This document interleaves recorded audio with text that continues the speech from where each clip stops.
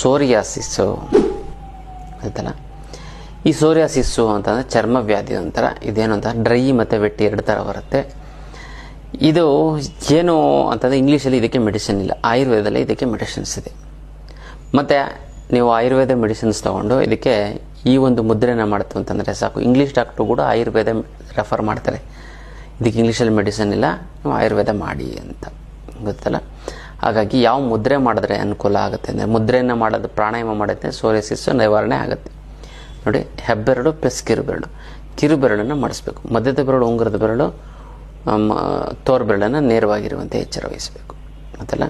ಇನ್ನು 15 ನಿಮಿಷಗಳ ಕಾಲ ಮಾಡಿ, ಖಂಡಿತವಾಗ್ಲೂ ಕೂಡ ಎಷ್ಟು ನಿಮಿಷ, 15 ನಿಮಿಷ, 1.5-2 ತಿಂಗಳಲ್ಲಿ ಮಾಡೋದು ಸೋರಿಯಾಸಿಸ್ಸು ನಾರ್ಮಲ್ ಬಂದ್ಬಿಡುತ್ತೆ. ನಿಮಗೆ ಬರೋದೇ ಇಲ್ಲ, ಸೋರಿಯಾಸಿಸ್ ಹೊರಟೋಗ್ಬಿಡುತ್ತೆ.